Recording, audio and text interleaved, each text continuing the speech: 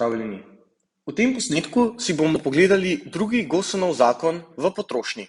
Pa začnimo v začetku. Začnimo s krivuljo ravnodušnosti. Krivulja ravnodušnosti predstavlja kombinacije količin dobrin x in y, ki imajo skupaj za potrošnika enako skupno koristnost. To pomeni, da nam krivulja ravnodušnosti pove vse kombinacije količin dobrin x in y, med katerimi je potrošnik ravnodušen. S katerokoli kombinacijo dobrin x in y na indiferenčni krivulji bo potrošnik dobil enako skupno koristnost. Posamezna točka na indiferenčni krivulji pa nam predstavlja posamezno kombinacijo količin dobrin x in y. Za več informacij si poglejte posnetek, link do katerega najdete v opisu. Njena oblika je taka, kot je prikazana na zaslonu. Naklon krivulje ravnodušnosti je v vsaki posamezni točki razmerje med mejno koristnostjo dobrine x in mejno koristnostjo dobrine y. Ker se mejni koristnosti spreminjata, se naklon krivulje spreminja.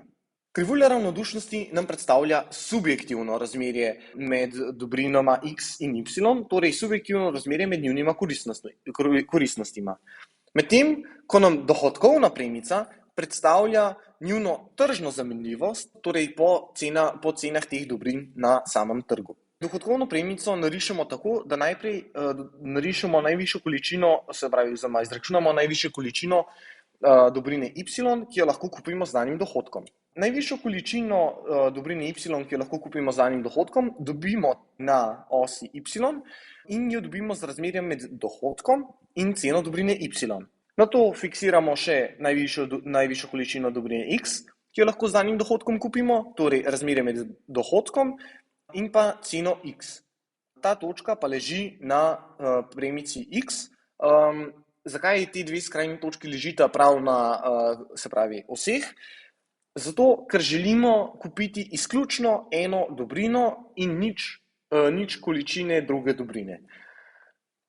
Ko imamo definirani ti dve, skrajni točki, enostavno narišemo premico, ki povezuje ti dve točki.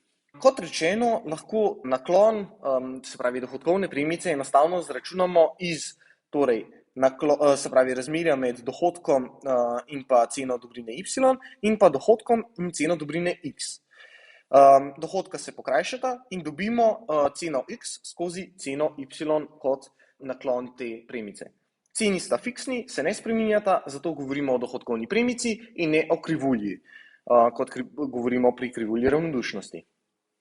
Če želimo izpeljati za dohodek, pa vemo, da je količina dobrine x krat cena x plus količina dobrine y krat cena y v vsaki posamezni točki definira, kakšen dohodek imamo.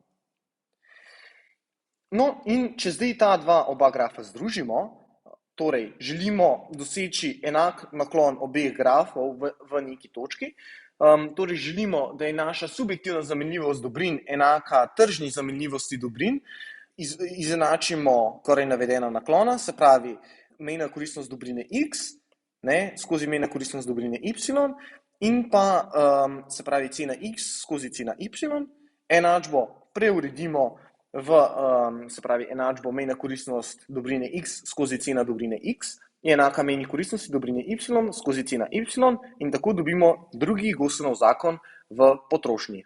Najlepša hvala, da ste si vzeli čas in pogledali ta video. Tudi upamo, da smo vam uspešno razložili snov. Vkolikor vam je bil video všeč, ga všečkajte in se naročite na naš kanal.